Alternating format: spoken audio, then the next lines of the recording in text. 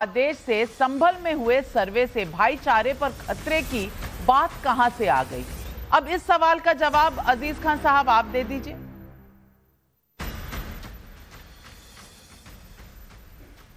देखिए नाविका जी, संविधान क्यों लगातार समाजवादी पार्टी और इंडिया गठबंधन क्यों लिए घूम रहा था, क्यों दिखा रहा था? क्योंकि आज संविधान, वाकई में संविधान की बात बीजेपी नहीं मानती है। अगर वाकई में संविधान की बात मानती तो शायद प्लेसेस ऑफ वर्शिप एक्ट की बात चल रही है उसको पूरी तरह से एडमिट करती।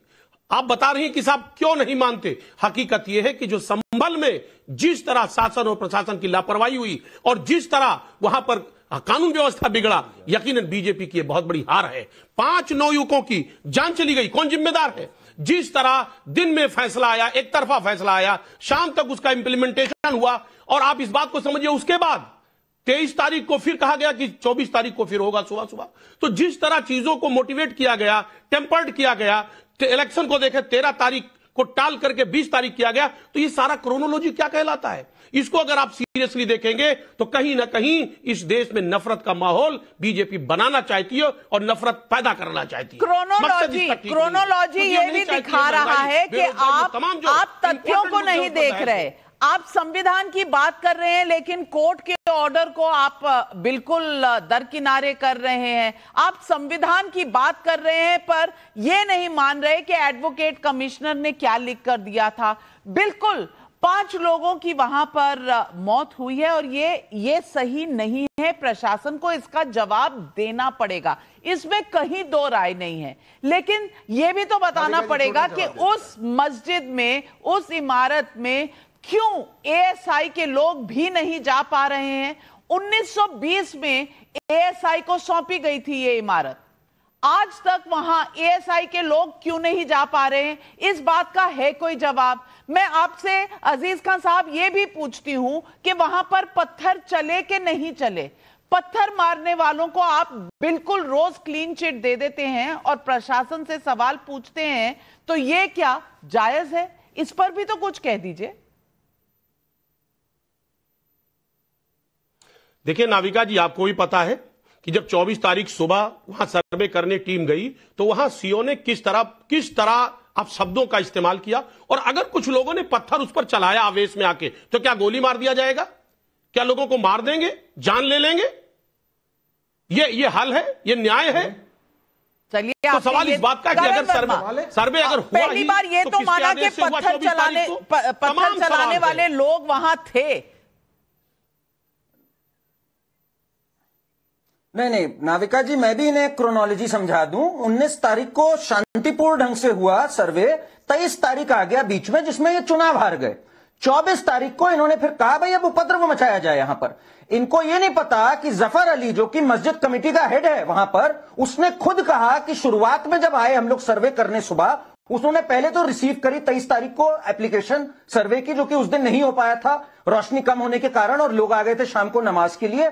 और उसने ये भी कहा शुरुआत में कोई भीड़ लेके नहीं आए थे विष्णु जैन। ये आप प्रूफ करिए बार बार जो आप झूठ बोल रहे हैं। और जिन युवकों की मौत हुई क्या पुलिस की बंदूक से हुई है? उनकी जो ऑटोप्सी रिपोर्ट और बाद में आई है उसमें कहीं भी पुलिस की कोई भी बंदूक या कोई भी बुलेट से नहीं हुई है। उसमें 0.315 mm हुई है। बिना जाने बिना सोचे कुछ भी झूठ अनर्गल यहां पे मत बोलिए आप, ठीक है? आप पुलिस पे पत्थर बरसाएंगे, पुलिस पे कट्टे बरसाएंगे, उन बेचारों का सर फोड़ेंगे, उनकी गाड़ियों को आग लगाएंगे, उसके बाद कहेंगे संविधान क्या है? क्या आज एक हिंदू संविधान के तहत कोर्ट तक जाके एक सर्वे नहीं कर सकता? और सुप्रीम कोर्ट ने यह बात बोली हुई है नाविका जी, मैं वारिस जी को बता दूं, 20 मई 2022 में जब सुप्रीम कोर्ट ने ज्ञान वापी सुना, असर्टनिंग द रिलीजियस कैरेक्टर, किसी प्लेस का रिलीजियस कैरेक्टर जानने का पूरा अधिकार है, चेंज की बात नहीं जानने का। मैं उनसे पूछता हूं, ये मेरा हरिहर मंदिर है, आपने क्यों इसको संभल बना रखा है? भाई मैं तो चेंज करना ही नहीं चाहता हूं इसका कैरेक्टर, आप क्यों इसको चेंज कर रहे हैं? वारिस भाई जवाब दीजिए, वारिस भाई जवाब दीजिए, दर्शकों के बहुत सवाल आ रहे हैं। देता है ये लोग सिर्फ झूठ फैला रहे हैं। 1529 का बाबरनामा लेके घूम रहे हैं 2024 के अंदर, आरत जगह तो फैलाने का काम कर रहे हैं। क्या जरूरत है आपको? सारे मस्जिद खोद डालेंगे क्या आप? क्या मुझे कल ख्वाब आएगा कि नाविका के स्टूडियो के नीचे कुछ है, क्या मैं सर्वे का लाऊंगा? खोदने देंगे मुझे नाविका के स्टूडियो के नीचे? नहीं करने देंगे। तो इसीलिए तो प्लेसेस ऑफ वर्शिप एक्ट आया था। नेशनल टेलीविजन डिवीजन पर आप कम से कम खोदने की बात मत कहिए, क्योंकि वहां कोई खुदाई नहीं हुई है, वहां कोई खुदाई नहीं हुई है और यही झूठ फैलाया जा रहा है। और बारिश भाई, झूठ फैलाने से मुझे लगता है आपको बचना चाहिए। आप नेता हैं, आप एक रिकॉग्नाइज्ड पार्टी से आते हैं, आपके बड़े नेता बैरिस्टर हैं, यहाँ पर कोई खुदाई नहीं हुई, बार बार खुदाई क्यों कहा जाता है? इस बात को सर्वे और खुदाई में फर्क है कि नहीं, यही सवाल पब्लिक भी पूछ रही है। सहदेव प्रसाद का यूट्यूब पर सवाल है, अजीज खान बताएं कि कौन से मस्जिद की खुदाई हो रही है, यही सवाल पूछ रही है जनता। संजय नरपति का यूट्यूब पर सवाल है, राहुल गांधी लाल डायरी लेकर घूमते रह गए और संसद में ममता बनर्जी की तृणमूल कांग्रेस और अखिलेश यादव ने कांग्रेस के एजेंडे को लाल झंडा दिखाकर रोक दिया। कहीं गठबंधन की गांठ तो नहीं खुल रही है? परवीन गर्ग का मोहाली से सवाल है, अखिलेश जी खुदाई की बात कर रहे हैं परंतु मंदिरों के तोड़े जाने की बात क्यों नहीं करते? मिथिलेश कुमार सिन्हा का दरभंगा से सवाल है, कांग्रेस सिर्फ एक परिवार के लिए मुद्दों से भटककर पार्टी की फजीहत क्यों करा रही है? अपने इतनी बड़ी हार से सबक क्यों नहीं ले रही? बताइए कमलाकर त्रिपाठी जी। और इसी के साथ मैं ये भी पढ़ दूं जो आज आचार्य प्रमोद कृष्णम जी ने लिखा है। आचार्य प्रमोद कृष्णम जी का ट्वीट तो आपने देखा ही होगा। उन्होंने सीधे साफ लफ्जों में कहा है कि आपको अब किसी शिव मंदिर जाने की जरूरत नहीं है चुनाव के वक्त, आप सीधा घर में ही चले जाएं क्योंकि अब तो ज्योतिर्लिंग वहां भी मिल गया है।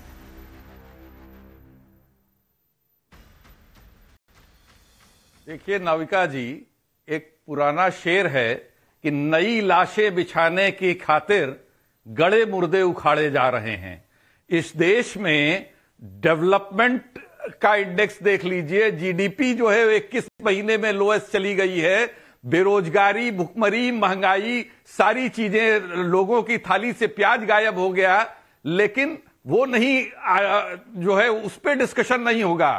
अडानी और अंबानी जिस तरह से कॉरपोरेट के टैक्सेस लोन्स माफ किए गए और ऑफसेट कर दिया गया 13 लाख करोड़ रुपया, और आज जो उनके ऊपर भ्रष्टाचार के आरोप लग रहे हैं, ये उस पे बोलने को तैयार नहीं है। ये मणिपुर पे नहीं बोलेंगे, ये चीन के इन्फिल्ट्रेशन पे नहीं बोलेंगे, देश की संसद में झूठ बोलते हैं कि ना कोई घुसा है ना घुसेगा। और आज भी जाग जाइए, आज चीन पर पूरा स्टेटमेंट दिया है डॉक्टर एस जयशंकर, देश के एक्सटर्नल अफेयर्स मिनिस्टर ने पूरा स्टेटमेंट दिया है। आप जाग तो जाइए, पढ़ तो लीजिए, सुन तो लीजिए, आरोप लगा रहे हैं। और खुदाई की बात हमने नहीं की, खुदाई की बात हमने नहीं की भाई साहब, खुदाई की बात, ज्योतिर्लिंग मिलने की बात तो मल्लिकार्जुन खड़गे जी ने की है, मल्लिकार्जुन खड़गे जी ने की है।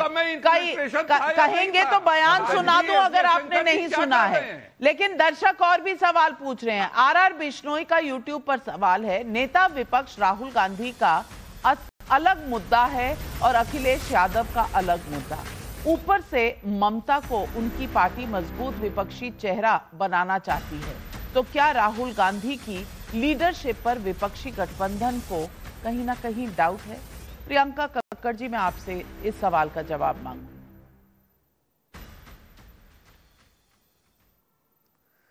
देखिए, दिस इज समथिंग फॉर जो टॉप लीडर्स हैं वही आंसर कर सकते हैं। नविका जी, हम जो भी बात करेंगे वो कंजेक्चर होगी और कोई भी पार्टी चाहेगी कि उनके नेता ही लीडरशिप रखें, इसमें कुछ अचंभे की बात नहीं है। बट देखिए, आज चाहे संबल का मुद्दा हो, चाहे हमारा लॉ एंड ऑर्डर का मुद्दा हो, भाजपा